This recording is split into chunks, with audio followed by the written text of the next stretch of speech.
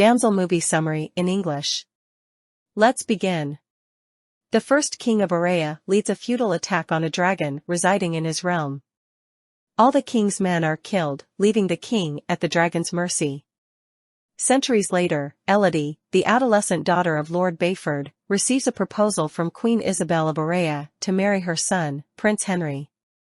On her father's urging, Elodie agrees to the marriage to help their impoverished people. Upon arriving in Aurea, Elodie and Henry initially both seem uninterested in each other, but begin to bond as they share a desire to travel. Elodie's stepmother, Lady Bayford, fails to befriend Queen Isabel, leading her to futilely implore Elodie to end the engagement. After the wedding, Elodie and Henry take part in an ancient ritual in the mountains, supposedly to celebrate their union. Isabel describes the pact between the first king and the dragon, where he had to sacrifice his 3 daughters for peace. Following a ceremony where their hands are cut and held together, Henry carries Elodie across the narrow path over the dragon's lair, then throws her down the chasm. Recovering from the fall, Elodie realizes that she is the actual sacrifice.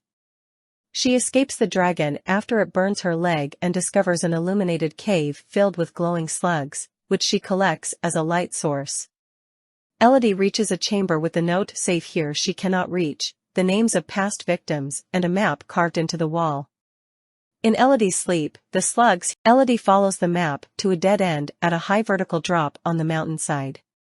She discovers the remains of dead dragon hatchlings, providing the reason for the royal sacrifices. A rescue party led by Lord Bayford arrives. The dragon kills them, but the distraction allows Elodie to escape the mountain. She takes one of the rescue party's horses and hides under a rock as the dragon burns the surrounding area in an unsuccessful pursuit.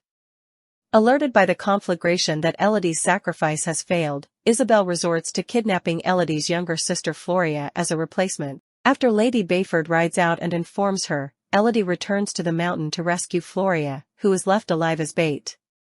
Elodie creates a diversion for the dragon to reach Floria. Telling her sister to hide, she confronts the dragon and tries to convince her that they were deceived by the Aureans. By joining their cut hands at the wedding, the blood of the brides and the Aurean royals mingled, making the dragon think of the princesses as Aurean royalty.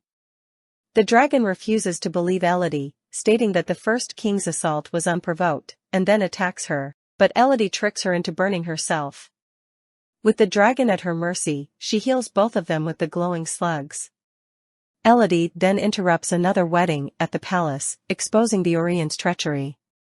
Elodie advises the new bride and her family to flee, and the dragon burns the palace with all the Aurean royals and nobles inside.